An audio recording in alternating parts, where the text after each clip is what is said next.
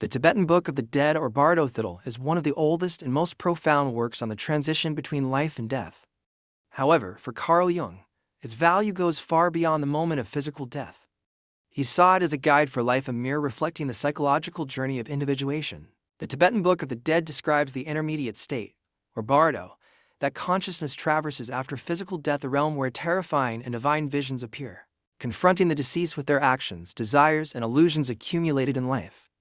Jung interpreted these states not as literal descriptions of a post-mortem experience, but as symbols of the psychological transformation we can undergo while alive. Jung viewed death not merely as a biological end, but as a process of psychological rebirth.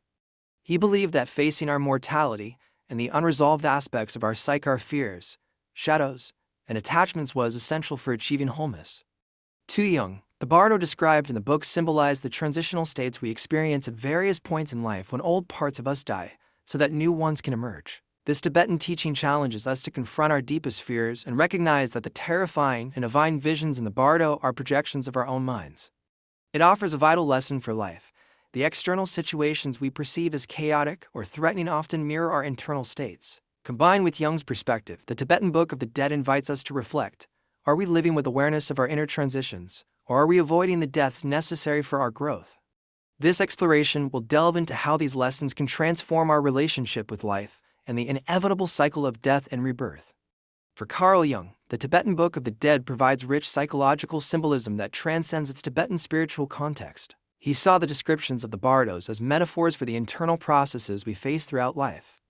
The concept of bardo, meaning intermediate state, can be interpreted as the psychological transitions that challenge us to shed old identities and patterns, allowing new consciousness to emerge. Jung believed that humans encounter these bardos throughout their journey of individuation, the process of becoming whole and aligned with the self. During these transitions, unconscious aspects of our psyche often surface, appearing in uncomfortable or disturbing forms. This parallels the teachings of the Tibetan Book of the Dead, where the deceased encounter frightening visions but are taught to recognize these images as projections of their own minds. This idea is central to Jung's philosophy.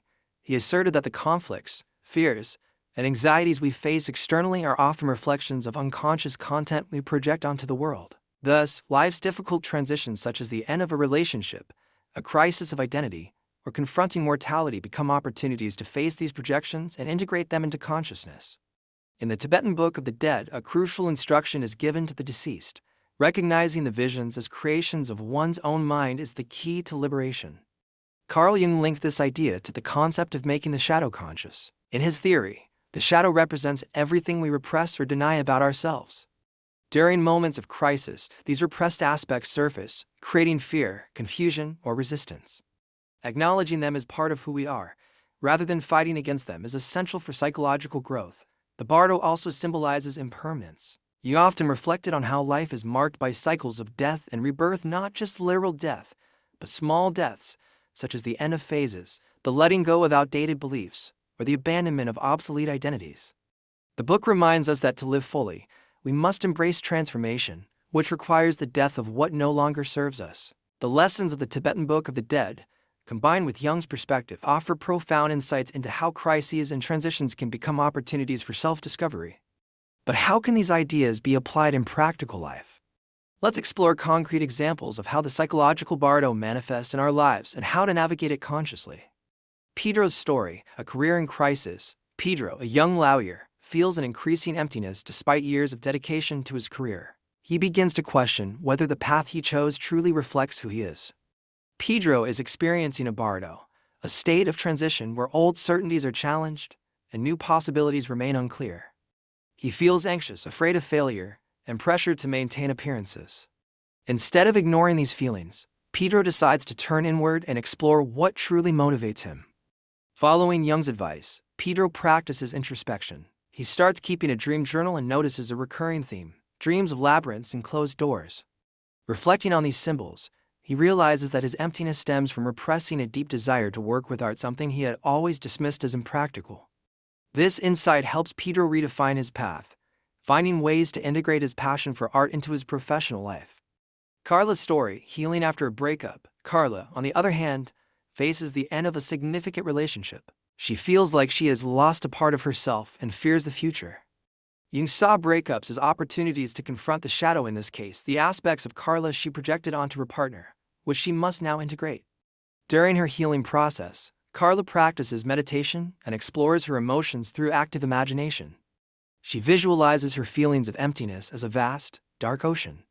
By mentally diving into this ocean, she uncovers childhood memories of feeling invisible. This realization helps Carla see that the end of her relationship is an opportunity to reconnect with herself, rather than seeking validation externally. Lessons for navigating life's bardos. These examples illustrate that transitions, the bardos of life, are inevitable. Yet, rather than fleeing from or resisting them, we can use them as portals to self-knowledge. By recognizing that the frightening or confusing visions in these states are projections of our own minds, as the Tibetan Book of the Dead suggests, we gain clarity to move forward.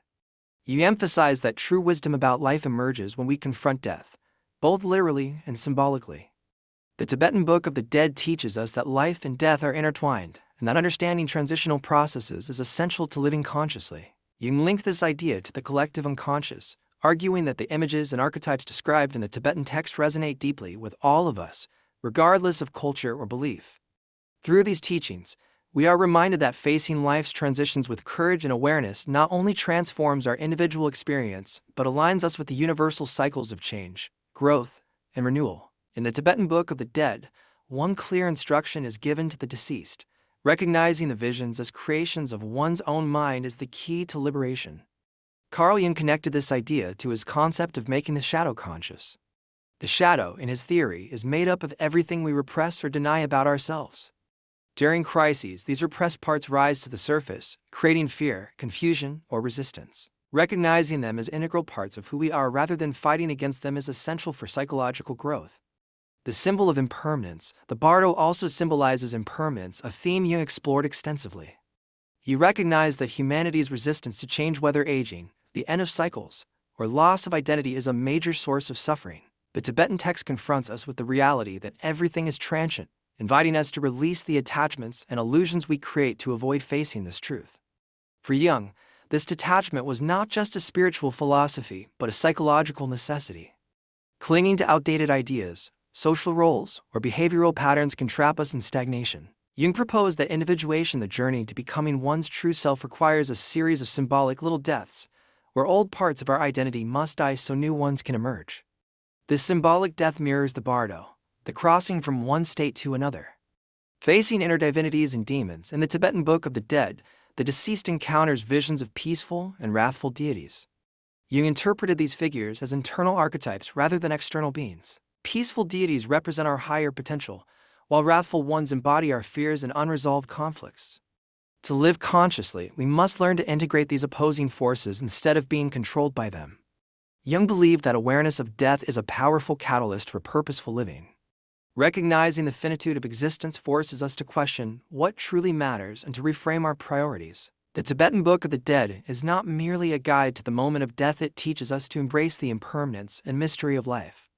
Applying these lessons to life, the wisdom of the Tibetan Book of the Dead, combined with Jung's psychological insights, offers profound guidance for navigating the inevitable crises and transitions of life. But how do we apply these teachings in practice? Pedro's journey, a crisis of purpose. Pedro, a young lawyer, feels a growing emptiness despite years of career dedication. He begins questioning whether his chosen path aligns with his true self. Pedro is living through a bardo, a state of transition where old certainties dissolve and new possibilities are still unclear. Anxious, afraid of failure, and pressured to maintain appearances, he decides to turn inward, seeking what truly motivates him. By practicing introspection, as Jung advised, Pedro starts journaling his dreams and notices recurring symbols of labyrinths and closed doors. Reflecting on these images, he realizes his emptiness stems from repressing a deep desire to work with art, something he had long dismissed as impractical. This insight allows Pedro to redefine his career path, integrating his passion for art into his professional life. Carla's journey, healing from loss. Carla, meanwhile, is navigating the end of a significant relationship. She feels as though she has lost a part of herself and fears the future. Jung viewed breakups as opportunities to confront the shadow, in this case, the parts of Carla she had projected onto her partner that now demand reintegration. During her healing process, Carla meditates and uses active imagination to explore her emotions. She visualizes her emptiness as a vast, dark ocean and, by diving into it mentally, discovers childhood memories of feeling invisible. This realization helps Carla understand that the relationship's end is an opportunity to reconnect with herself rather than seeking validation externally. Life's bardos as portals to growth. Transitions the bardos of life are inevitable. However, rather than resisting or fleeing them, we can approach them as opportunities for self-discovery. Recognizing that the frightening or confusing visions in these states are projections of our own minds, as the Tibetan Book of the Dead suggests, gives us clarity to move forward. Jung emphasized that life's greatest wisdom emerges when we confront death, both literal and symbolic. The Tibetan text teaches us that life and death are intertwined. Understanding transitions is essential for conscious living. Jung connected this idea to the collective unconscious, arguing that the archetypes described in the text resonate universally, regardless of culture or belief. Living fully amid impermanence is a central teaching of the Tibetan Book of the Dead and a recurring theme in Jung's work. The awareness of transience helps us appreciate the present more deeply. Jung believed that living under the shadow of death provides clarity few other experiences can. Understanding that everything is temporary is not cause for despair, but a call to value each moment, relationship, and choice. By embracing life's inevitable transitions with courage and openness, we don't just confront death, we create space for psychological and spiritual rebirth. Each crisis, loss, or change becomes a gateway to deeper self-understanding and a step closer to the self, our most authentic essence. The lessons of the Tibetan Book of the Dead and Jung's teachings challenge us to see obstacles not as external threats, but as reflections of our inner fears, conflicts, and attachments. They invite us to ask, what is this transition teaching me? What part of me must die for another to be reborn? In doing so, we transform life's challenges into opportunities for growth, living with greater authenticity and awareness. Ultimately, the wisdom of the Tibetan Book of the Dead and Jung's insights guide us not only to die well, but, above all, to live fully.